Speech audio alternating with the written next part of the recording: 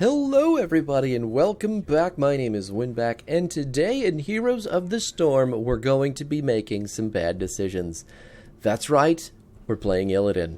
The team comps are going to be Probius, May, Gul'dan, Lucio, and Illidan versus Muradin, Asmodean, Vala, Chassidar, and Ariel. So, we have 1 OP versus 1 OP.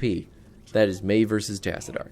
And then everybody else is playing fairly quick matchy champions. Vala and Ariel obviously are going to be a little bit scary together, but our team comp is dive heavy enough, with the exception of Probius, that, Probius and Gul'dan, that we can probably get stuff done here. Now, I'm going to give you the build right off the bat because I think Illidan has a lot of nuance and he's going to require some explanation. So, Level 1, I took Immolation. Level 4, we're going to take Friend or Foe. Level 7, I took Thirsting Blade. Level 10 is The Hunt. Level 13 is going to be Sixth Sense. Level 16 is Marked for Death. And level 20 will be Nowhere to Hide. Now, at level 1, you're going to see a lot of very good Illidan players take Battered Assault. They are actually going to have a choice here because people who play Illidan in the professional capacity, or at least, the very good capacity, are going to be able to hit more than one target with your W. I suck at it, so I took Immolation for the wave clear because I want to play more in the off lane anyway. And Immolation is just going to give us a Burning Rage every time we hit our W. Which is pretty good. Pretty good. And then you can also take Unending Hatred here if you never, if you never intend to group, but nice dodge past me. Way to go. Looking out for that hammer. I mean, you can engage full carry Illidan with enough attack damage, so it's always a good option. But Immolation is always your safest bet. You turned around. You gave me the kill. Chassidar, thank you so much. I thought you were going to get away, but you didn't. So I appreciate your participation in your own death. Level 4, Friend or Foe is going to give us the dive range increase, as well as letting us jump to friendlies. So if you're ever in a predicament where your team is running away from you, but you're in now, you can run away with your chicken shit team and use your Q to do it. And considering how often those cooldowns are up for Illidan, it's pretty easy to get out. Woof. Ah, my god, yeah, that's Friend or Foe. 7, Thirsting Blade. I never really know what to pick at this talent tier. It's a defensive talent tier, but it's so early on. I just dashed into it. I didn't think he was going to aim it that way, but he did.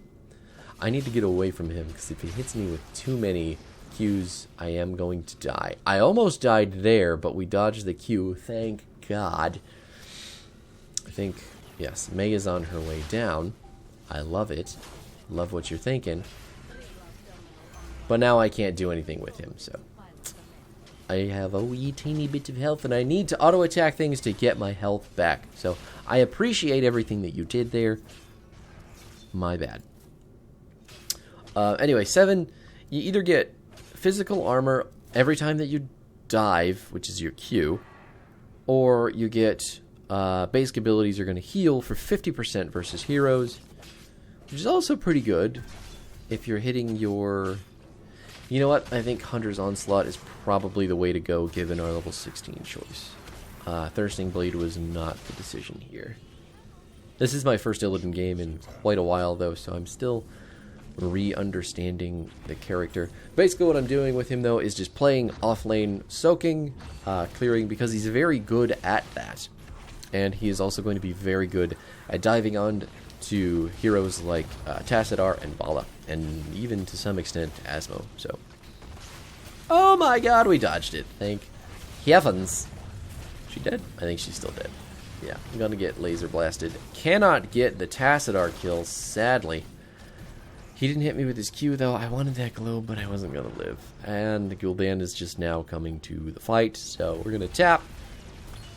maybe we make something happen here. I haven't used my turret yet, so that's my bad. There it is. And now I'm going to die. What I should have done there is use my dive to get back to my teammates, and then use my W to put more distance. Oh no, Probius. Put more distance between me and them. I guess we're getting a suck build. We are in fact getting a suck build. Gul'dan. 15 regen globes. Increases the range. Gives us more health. Slows. I like this talent a lot. I don't know. I've been seeing this build a lot more. I know a lot of people hate it, but I think it's got some merit. Anyway, back to Illidan. Yeah, with our level 16, we should have taken Hunter's Onslaught. Hunter's Onslaught, giving us that 50% damage increase versus heroes, would have been real hot for the burst damage that we're dealing at 16. That stun and that corruption from Gul'dan was stupid. The amount of people that died there was just chef's kiss. I mean, we don't have to beat around the bush. They are trying to get to the globes that got him. Got him in time. Level 10, we're taking the hunt because we are an offlaner and we want a global presence with our offlaner because that is fucking OP as fucking hell. So, yeah.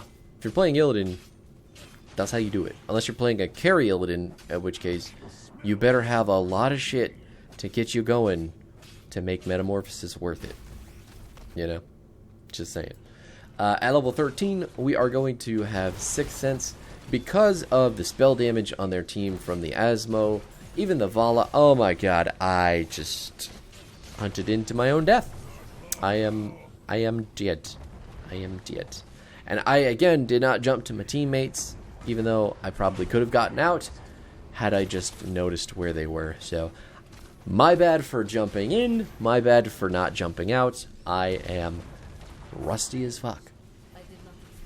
Anyway, level 13, Sixth Sense. The spell armor that we're going to get is going to give us 75 against the next two abilities. So if that's Tacit RQ, going to reduce it to 25. If that's a Vala multi-shot or a Q, a Hungering Arrow, again, drop it to 25. Asmo Ball, you better believe I don't give a shit about that if I have evasion up, which is going to be up a lot. It's going to be up quite a bit. You could also take Elusive Strike at this level because the number of people that you hit with your Sleeping Strike, which is your W, is going to... just... Thank you for pinging it. I almost didn't notice. Thank you. Thank you for pinging it, team. Elusive Strike will give you, obviously, more uptime on your evasion. As long as you're hitting multiple people with your Sweeping Strike, your W, you are going to be basically unhittable by auto attacks. So, again, if you're very good at Illidan, I suggest Battered Assault and Sweeping Strike, or not Elusive Strike. Otherwise, Sixth Sense is always a very, very good talent. In 99% of situations, I think it's the way to go. Unless you're a heavy auto attacker, or into a heavy auto attacker on the enemy team. So, Nimble Defender could... Hell, even in that situation, you might just want Elusive Strike. Because I think having the cooldown on that, or having the uptime on that, is going to be better than having the armor.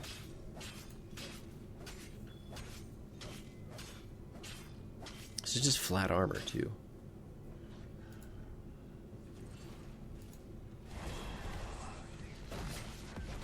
So basically, you could have 100% physical armor if you take a reflexive block it.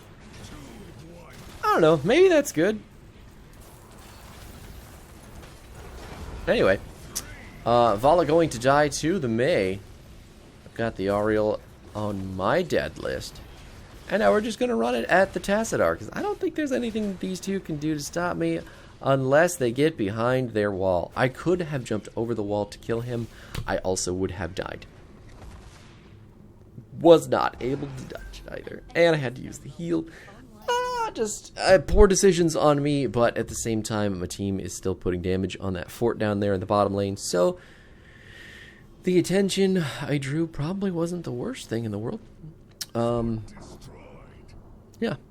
So at 16, we're going to pick up Marked for Death. Marked for Death is probably the best talent for Illidan for killing a single thing. Whether it's a building, whether it's a hero, whether it's a camp, just anything. Marked for Death is going to be dealing stupid amounts of damage, and the window that you have for jumping on to a dive target is insanely huge. So, now I need to jump back onto Muradin. Well, okay, they're all going to just get pushed away. I don't really know. We kind of disengage them. They still want to fight, but we don't really need to fight. Let's just go get the objective. I'll keep soaking for us to get 16. There it is. And I'm just going to keep, honestly, pushing, I think. I may go get a... Yeah. Going to get the turret camp. Then we're going to hunt in once this is done. Anyway, Marked for Death is just going to... You'll see it here in a second. 461 damage to the turret just from hitting 2 dives on it, which the cooldown is the lowest of... Okay, who do we jump on? Who are we going? Looking for it. Gotta get in there. And Tassadar is the target. Tassadar is down. Can we get the Muradin as well? I just need to get in range for another dive, and he's dead. There it is. Asmo could die too. We could just keep running. We have evasion, we have dive. Everything about our character is built to kill people who are low health and do a lot of damage to them. And now you're going to see the dive work on buildings as well. So the building is targeting the turret. We're just going to keep diving it, dealing shitloads of damage to it. That's nuts, man. That's just fucking nuts. I could probably kill the core if the enemy team weren't respawning right in my face. So, of all the characters that can solo the core, Illidan is probably the best. Number 1 best. Even more than Greymane, I think. Illidan solos the core better than anybody. Because he can block the damage from the core with his evasion. He's going to do extra damage to the core with his Q. And he is going to consistently dodge all of the shit that the core does with his ridiculous mobility. He's just so strong at killing structures and honestly just split pushing. He's very, very, very good at it. The other talents at... the other talents at 16 are good, but I will never, ever not pick Mark for Death just because I like using abilities more than I like auto attacks. At 20, we'll take Nowhere to Hide. It's just going to reveal heroes globally who are 25% or lower in health, and it makes Hunt global as well, so it can go anywhere on the map rather than the range that it has at level 10. So it's not a global at 10, it's a huge range, but you still have to make sure that you're... It's like a Falstad fly. I was going to say Dahaka Q, but Dahaka Z, but don't push him away. Dahaka Z is technically global because bushes are everywhere on the map.